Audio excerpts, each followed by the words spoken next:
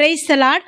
1 Samuel 3வது அதிகாரம் 10வது வசனம் சொல்லுது, அப்பொழுது கர்த்தர் வந்து நின்று முன்போல சாமுவேலே என்று கூப்பிட்டார்.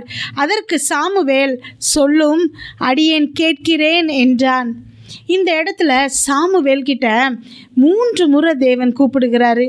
ஆனால் எப்போ சாமுவேல் சொல்லும், அடியேன் கேட்கிறேன்னு பதில் சொல்கிறானோ அந்த நேரத்தில் மட்டும்தான் தேவன் பேச ஆரம்பிக்கிறார். இந்த இடத்துல சாமுவேல் கிட்ட தேவன் சாமுவேலேன்னு கூப்பிடும்போது என்னன்னு புரியாமல் ஏலிக்கிட்ட போய் சாமுவேல் கேட்குறான்.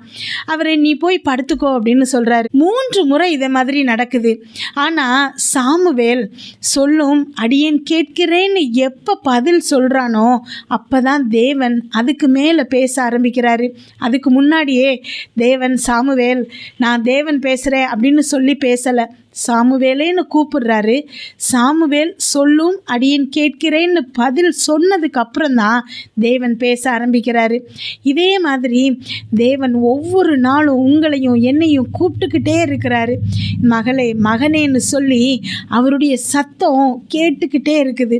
ஆனால் நாம் அதை கேட்டு எங்கிட்ட பேசுங்கப்பான்னு சொல்லி அவருக்கு இடம் கொடுத்தா மட்டும்தான் அவர் நம்மக்கிட்ட பேசுவார். இந்த அவசரமான உலகத்தில் அதுக்கு நேரம் கிடைக்காம அவருடைய சத்தத்தை அசட்டை பண்ணிக்கிட்டு இருக்கிறோம். இன்றைக்கு நாம் ஒரு தீர்மானம் எடுப்போம்.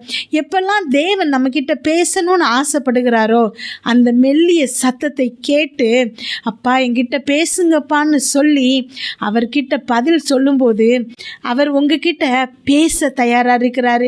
நீங்கள் எந்த வழியில் போகணும், நீங்கள் என்னெல்லாம் செய்யணும், என்ன பேசணும், இது எல்லாவற்றையும் சொல்லி தர வல்லவராக இருக்கிறாரு. அவருடைய சத்தத்தை இனியாவது நாம் கேட்போமா? God bless you.